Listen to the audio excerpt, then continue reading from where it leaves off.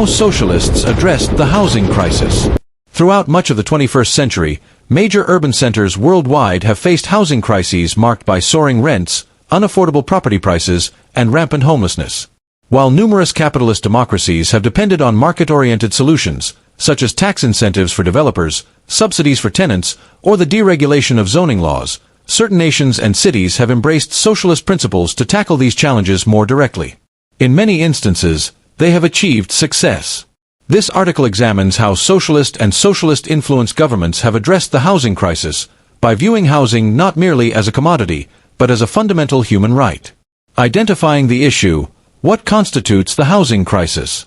The contemporary housing crisis encompasses a mix of unaffordable rents or mortgage payments, limited availability of public or subsidized housing, homelessness or housing instability, speculative real estate markets, and gentrification.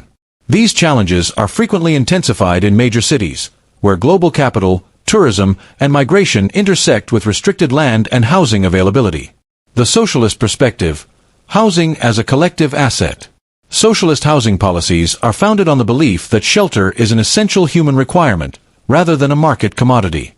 Rather than primarily depending on private developers driven by profit, socialist governments typically emphasize state-led housing development, rent control or stabilization measures, public ownership of land and housing, democratic governance or tenant cooperatives.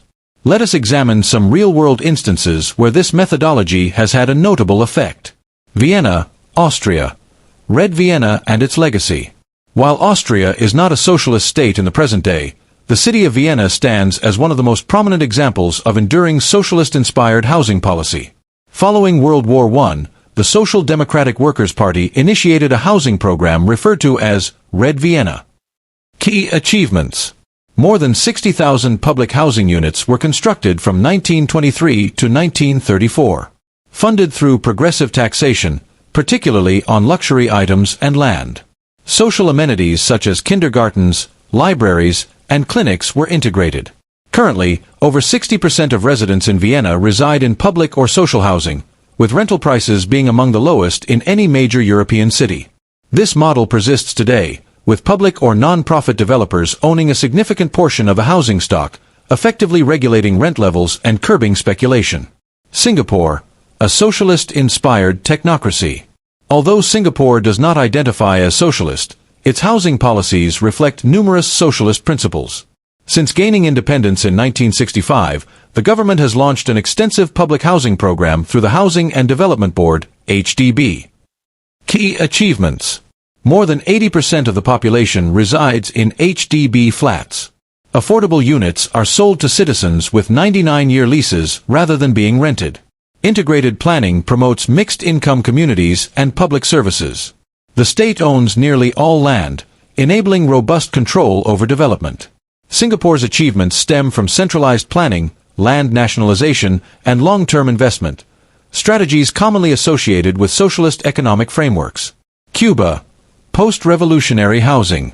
Following the revolution in 1959, the Cuban government nationalized a significant portion of the nation's housing stock and abolished rent for many residents. Key policies.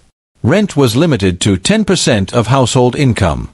Private property was restricted, preventing speculative development. Many Cubans were granted ownership of their homes, effectively eliminating landlords. Despite facing challenges in housing quality and maintenance due to economic isolation and limited resources, Cuba has virtually eradicated homelessness, a stark contrast to many wealthier countries.